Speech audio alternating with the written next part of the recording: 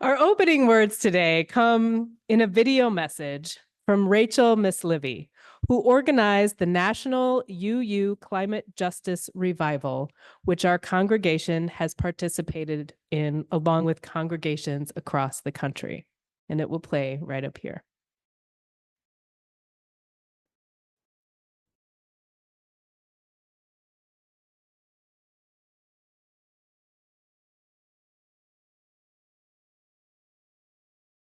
What does it mean to center love in the climate movement? First, we must understand that yes, climate change impacts all of us, and marginalized communities are impacted first and worst by climate disruption and are often least resourced to adapt to and respond to changing climate conditions. And that's usually by design. With deep roots in extractive systems of harm and systemic oppression, climate justice is racial justice, is gender justice, is disability justice, mental health justice, LGBTQIA plus justice, immigration justice, economic justice, trans justice, and on and on and on. Climate justice is an intersectional justice issue and one we must understand and address as the complex crisis it is, with the same roots as the systems of oppression we fight so hard against. Just as the root causes are inextricably linked, so too must be our possible solutions. To center love in the climate movement, we must balance the technical solutions to reduce greenhouse gas emissions, like solar and energy efficiency, with the moral imperative to reduce harm and cultivate communities of care. We must balance the urgency to act with holding this vision of a thriving world where all of our beloved communities flourish. Let's reimagine this world together, friends. I invite you to learn more about the first ever UU Climate Justice Revival, reimagined together from an extractive age to a new era. It's happening this fall. You can learn more and sign your congregation up to host a revival at uuclimatejustice.org. Let's reimagine together a world where all communities thrive.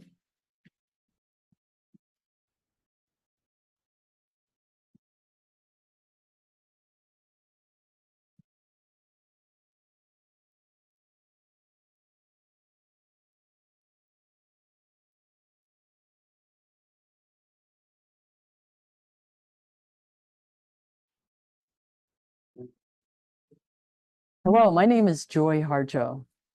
I'm so happy to be here with you today. I'm Muskogee of the Muskogee Creek Nation and live outside of Tulsa, Oklahoma, the Muskogee Creek Nation Reservation. And I'm happy to read Remember to you. Remember came from a poem that I wrote some time ago, thinking about those wise things that I had been told when I was probably about your age, things that I needed to think about and remember and to take with me. Some things were given to carry in our hands, like when you go to school, you got to take your pencils, pens, and all of that stuff in your backpack that weighs you down, books, assignments. But there are some things that you take into your heart so that when you walk your path on this earth, you'll have the words that you need to keep you strong and to inspire you and to remind you of people who love you. And that's really what this book, Remember, that I'm going to read to you is about, is giving you some words and images, beautiful images by Michaela Gove, so that you can carry these in your heart and they'll be there if you need them. Because as human beings, we all go through tough stories in our lives, even as we walk through times of tremendous happiness and beauty. So I'm glad you're here. And now I'm going to read Remember. Remember, poem by U.S. Poet Laureate Joy Harjo, illustrations by Caldecott medalist Michaela Go. Remember the sky you were born under. Know each of the stars' stories. Remember the moon. Know who she is. Remember the sun's birth at dawn. That is the strongest point of time. Remember sundown and the giving away tonight. Remember your birth, how your mother struggled to give you form and breath. You are evidence of her life and her mother's and hers. Remember your father. He is your life also. Remember the earth, whose skin you are. Red earth, black earth, yellow earth, white earth, brown earth. We are earth. Remember the plants, trees, animal life, who all have their tribes, their families, their histories too. Talk with them, listen to them. They are alive poems. Remember the wind. Remember her voice. She knows the origin of this universe. Remember you are all people, and all people are you. Remember all is in motion, is growing as you. Remember, you are this universe, and this universe is you. Remember. So thank you so much, or mado, as we say in our Muskogee language, for reading along with me, for reading Remember.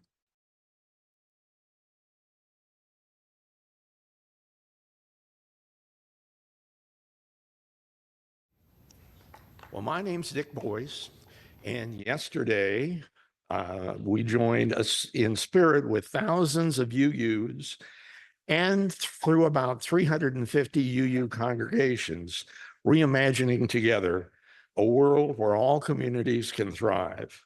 We shared a vision of community thriving to guide our actions. Collaboratively, we mapped the challenging realities and the possible solutions in our community. We clarified our individual priorities for action, identified our skills and what brings us together, grounded in individual hopes for the future and centered in love. We created a clear list of potential actions and individual commitments to joyfully and faithfully transform our communities. And after our revival, UUs together will breathe life into our reimagined future, faithful, joyful, and impactful actions. What we did together, we now would like to take a workout into the world in a transformative way, and that we're putting love at the center. Each of the participants yesterday was asked to come up with 3 words, which we went ahead and we created. My 3 happen to be care, opportunity, and difference. And we gathered those from everybody who was here. We had a wonderful, and those words then will be sent back to UUA, and a word picture will be pulled together for all of the congregations. In a word picture, basically the number of responses give you the idea of the largeness of that particular word in a host photograph or picture. We had a particular opportunity here to go ahead and have a panel discussion afterwards. Eric was the leader. We talked about community solar, and one of the key points we went ahead and covered was a situation where Energy Matters, which we work with, had received a grant from the EPA And we're working through the details to go ahead and hopefully put that in place at the United Way Center and over 430 low-income homes. So I want to thank everybody for their participation and hope that this first turns into a second.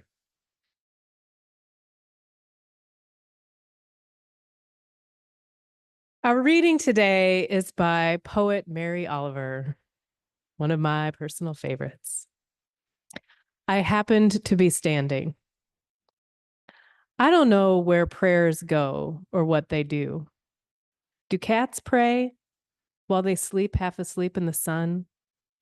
Does the possum pray as it crosses the street? The sunflowers, the old black oak growing older every year. I know I can walk through the world, along the shore or under the trees, with my mind filled with things of little importance, in full self-attendance. A condition I can't really call being alive. Is prayer a gift or a petition, or does it matter? The sunflowers blaze, maybe that's their way. Maybe the cats are sound asleep. Maybe not. While I was thinking this, I happened to be standing just outside my door with my notebook open, which is the way I begin every morning. Then a wren in the privet began to sing. He was positively drenched in enthusiasm. I don't know why, and yet why not? I wouldn't persuade you from whatever you believe or whatever you don't. That's your business. But I thought of the wren singing, what could this be if it isn't a prayer? So I just listened, my pen in the air.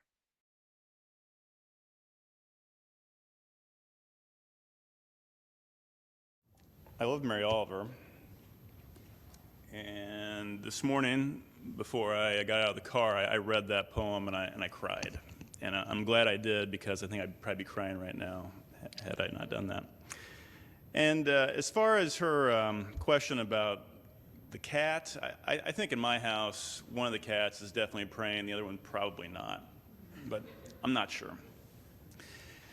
So, good morning. I'm a member of First Presbyterian Church and very committed to interfaith work, both with the environment and mental health. It's been a busy week. Without a doubt, the last 8 days have been by far the most inspirational series of eco-spirituality events I've experienced. Last Sunday night, I organized the Faith in Place Annual Environment and Spirituality Summit at the Unitarian Universalist Church of Indianapolis. Their church is doing incredible environmental work, led by Ray Wilson, a recent Volunteer of the Year for my organization, Faith in Place. It's up on 43rd Street in Indy. The summit included 6 online educational sessions from members of the Buddhist, Hindu, Jewish, and Christian faith communities. The summit ended with a workshop on how nonprofits and houses of worship can apply to Faith in Place to receive grants for up to $30,000 to organize tree planting projects in environmental justice communities across Illinois, Indiana, and Wisconsin. If interested about the summit or the grant, please reach out to me after the service. In addition to the summit, St. Bartholomew Catholic Church organized a season of creation mass on Tuesday with the Archbishop of Indianapolis leading the service. I had the honor of meeting John Mundell, the director of the Vatican's Laudato Si Action Platform, who drove down from Indianapolis for the special event. I didn't realize it, but John actually is like the leader of the entire world's Laudato Si Action Platform. So I was kind of in awe meeting him after their service. And then yesterday was the climate revival, which we've already talked about, Dick. I did want to say, if you were here yesterday, please raise your hand. It was a really good time, some intimate discussions. I appreciated that. One of the activities was for each of us to reflect on what the community needs, what our natural skills are, and what brings us joy. From our responses, we each created 3 words that reflected how we want to engage the world to do environmental justice work. Dick already shared his 3 words. Mine were organizing, healing, and planting. And if anyone else who was here yesterday wants to just share your 3 words, this is your opportunity to speak it out.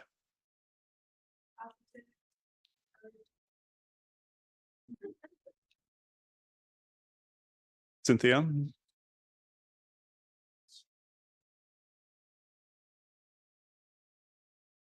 Very good. Thank you. This week is an indication of the environmental progress that we've made as a city, state, and region with leadership coming from diverse faith communities. So this morning, I want to define environmental justice, share 2 examples of local environmental justice issues, and describe the spiritual inspiration that motivates me to do this work. I work for Faith in Place. We are celebrating our 25th anniversary this year. Some of you may have known the organization Hoosier Interfaith Power and Light. Faith in Place merged with Hoosier Interfaith Power and Light 2 years ago, and with the change, we have grown from a 5 part-time staff organization to now having 6 full-time staff here in Indiana.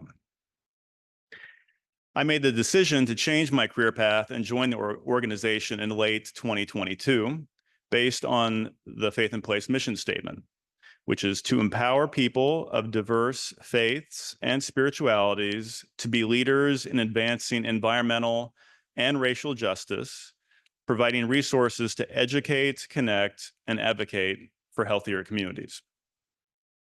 On my first day at Faith in Place, I was invited to a discussion of Leah Thomas's 2022 book, Intersectional Environmentalism: How to Dismantle Systems of Oppression to Protect People and Planet. My onboarding at Faith in Place was exhilarating. I was inspired by the unique life stories of more than 25 Faith in Place staff. My coworkers represent diverse races, ethnicities, genders, sexualities, and religions, all united in their devotion to environmental advocacy. My understanding of environmental justice and intersectionality blossomed through these daily conversations. Faith in Place effectively supports an earth that is suffering because the diverse staff also understand human suffering from a spectrum of life experiences rooted in their unique identities and communities. So this is how I think of an intersectional environmentalism: the injustice inflicted upon the natural world and the injustice inflicted upon marginalized people find common cause. Discerning the center of this Venn diagram of twin injustices is a guide to prioritizing where work needs to be accomplished. Once this focus is identified, rather than attack it as if it is a battleground, this intersection must be considered a garden where effective work can flourish with a consistent devotion of time, talent, and resources.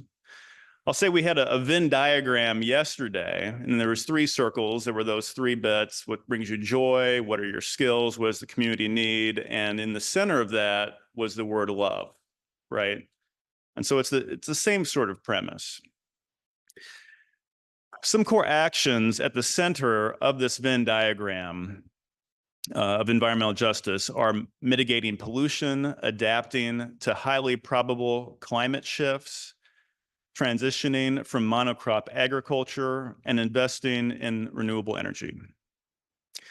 Environmental justice compels us to provide training and living wage jobs to those who have suffered from long histories of economic, social, or health disparities due to proximity to environmental degradation. For environmental justice to thrive, people in disadvantaged communities must be given the resources to restore their neighborhoods by participating in an economy focused on mitigation, adaptation, sustainable agriculture, and green investment. While gardening instead of battling makes for a nice metaphor, this is still very difficult work. In preparing for this sermon, I read the 2018 book, Justice on Earth, People of Faith Working at the Intersections of Race, Class, and the Environment, which Dick Boyce provided to me. It's a publication of the Unitarian Universalist Association. It's a really good book. For me, the book's core message is in Sherry Prudhomme's eco-theology essay, where she states, quote, "Attention to beauty and life-affirming commitments serve as an important countervision to environmental justice initiatives that can burn out in their strident efforts or unintentionally disempower supporters in the apocalyptic undertones." In other words, focusing on beauty rather than apocalypse is a better long-term advocacy strategy for all of us. I consider the beauty of a place highly correlated with the harmony existing among the human community. The cultivation or neglect of the land is connected to the richness of the human culture that either intentionally or reluctantly takes responsibility for that place. Defining our work in terms of cultivating beauty is paramount to attracting people to the environmental justice movement. And I've got to say, if you just walk the grounds here, right, it's a beautiful place. And it's not just Dean Shirts, but Dean has done some great work out here. I love walking the labyrinth. I'll now pivot to examining how we can advance environmental justice using two local examples. The first is a scenario of how environmental justice intersects with place-based identity, in this case, the urban-rural divide. One of the current struggles in America is playing out in Bartholomew County. In July, an out-of-state solar energy company was center stage before a packed Columbus City Hall to plead its case to the Board of Zoning Appeals, and a crowd of over 150 people were there. As I walked in, I was offered a "Vote No to Solar Farms" sticker. It was the beginning of a nearly 5-hour night. We got out of there about 11 o'clock. In the public comments, it became clear to me that the no sentiment was tightly connected to the high value the county residents have for the fertile land where the solar panels would be placed. This is about 1,100 acres of land in Bartholomew County. A summary of the frustration of those against the project sounds something like this. If you care so much about the environment, why are you digging up a bunch of precious metals and sticking them in my neighbor's fertile property for the next 30 plus years? It's a reasonable question. I grew to appreciate the sentiment as the hours ticked by. The solar company confidently assured the crowd that they would use deep-rooted native plants as the land lay fallow to improve soil health during the lease. In this line of reasoning, once the lease is over, the next generation of farmers would inherit a property in better condition with the promise of higher crop yields. That night, the solar company was denied. How will future solar projects be approved? Environmental justice at the intersection of rural economic needs places prime importance on the cultivation of the land. Justice seekers can advocate to encourage small businesses to collaborate with a solar company to continue cultivating the land during the 30-year lease. Imagine a future in which there is a trust between the energy company and the rural farmers so that the 1,100 acres can support new ways of farming is an example of a environmental justice vision for the future, right? It's called agrivoltaics. It's a term I just learned about this year. No votes become yes votes when people are convinced that the solar company cares as much about the land as they do. The second example is the Pleasant Grove neighborhood in East Columbus, the site of an ongoing environmental justice advocacy effort. 16 years ago, the neighborhood suffered the worst residential damage in the 2008 flood. Over 40 homes were destroyed. Because the land is in a floodway and FEMA paid to remove the homes, future property usage is highly restricted by the federal government. A citizen-led, neighborhood-supported effort to transition the area into a park was approved by the Columbus Planning Commission, the Indiana Department of Homeland Security, and FEMA. However, the Columbus Mayor's Office has refused to implement that plan. While the wealthier neighborhoods of Columbus all benefit from the presence of nearby parks and other public amenities, the Pleasant Grove neighborhood in East Columbus remains stagnant. The 3 acres are sporadically mowed, rarely used, and a reminder of the lack of investment by the city government in this lower income neighborhood. What does environmental justice look like for Pleasant Grove? Recent efforts to simplify the original plan would drastically reduce the cost and focus on planting an arboretum to breathe life into the land. Reviving the natural landscape and officially naming the location would give the property an identity and make it attractive for residents, kids from the nearby Foundation for Youth, and workers from across the street at the Columbus Tech Center, Cummins Tech Center. The energy of a park would create a valuable amenity in the neighborhood, improve the economic potential for nearby businesses, and instill a sense of pride in a place that has been forgotten since the flood. These 2 examples of environmental justice share a common theme of investing in the cultivation of land in order to honor the culture of the place and build human community. In the case of agrivoltaics at a solar field, it means entrepreneurs being given opportunities to farm in novel ways, thereby creating jobs and diversifying the local economy.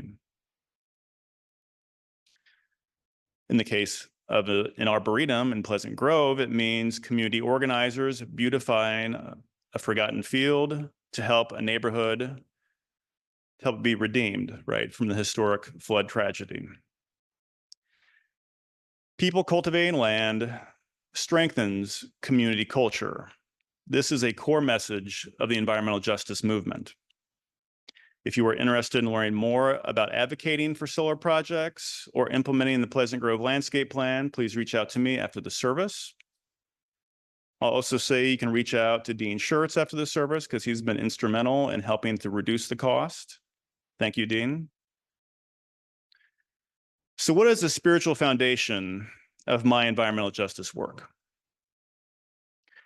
I believe in the interdependence of all living things, human and non-human. The bonds between all are sacred. In my spiritual perspective, we must enter with unconditional love into our relationships as a way of honoring these sacred bonds. Understanding God as embedded in all of creation necessitates that we strive for justice wherever life is threatened. At Faith in Place, one of our core beliefs is that the ecological crisis is a spiritual crisis. For me, the spiritual crisis is rooted in a worldview in which the earth exists to serve the needs and wants of humankind. This type of belief drives extractive economies that are not sustainable and exhausts our resources by placing a short-term economic value rather than an enduring intrinsic value on creation. When we lose the ability to see the inherent value in something or someone, our ability to do justice is compromised and the crisis continues. To counter the insidious extractive mindset, environmental justice must be rooted in the spiritual discipline of reconciliation. When I sense that I am stereotyping someone else, I know that I'm dishonoring their humanity and must enter into a spirit of reconciliation. The process of reconciliation includes grieving, forgiving, peace building, and liberating. Grieving helps me acknowledge the selective nihilism that allows me to reject aspects of life that I do not like. Forgiving helps me to appreciate the inherent value of all humanity, especially those with whom I most disagree. Peace building helps me find common cause with others, seeking to create bonds from the most difficult to define shared values. Liberating helps me to have a sincere hope for others, regardless of the outcomes of my efforts of grieving, forgiving, and peace building. The spiritual foundation of reconciliation cultivates a civilized human culture and creates the foundation in which environmental justice may thrive within our communities. Humanity must recognize its role as a steward of the natural world, not as a figurehead at the top of a hierarchy, but as a brother and sister to all of creation. Our fate is inextricably linked with the rest of the natural world. Without a strong spiritual foundation, we behave more like an apex predator than a gardener or caretaker of the planet. We discern why we were created by remembering what we are designed to protect. In the biblical Genesis story, the first thing that man is asked to do is to name creation. In Genesis 2, the text reads, "Now the Lord God had formed out of the ground all the wild animals and all the birds in the sky. God brought them to the man to see what he would name them. And whatever the man called each living creature, that was its name." We have forgotten the names of creation. In this forgetting, we do not know what we are losing. Species are going extinct because of our lack of awareness. To do justice, we must remember. In the Black Lives Matter movement, names of those lost to police brutality are named: Eric Garner, Michael Brown, Breonna Taylor, George Floyd. The Black Lives Matter movement was inspired through this remembering. May it be so with the natural world. A great example is the Xerces Society, the nation's leading nonprofit focused on invertebrate conservation. They are named after the Xerces butterfly, the first butterfly to go extinct because of human activity, an extinction that dates back to 1941.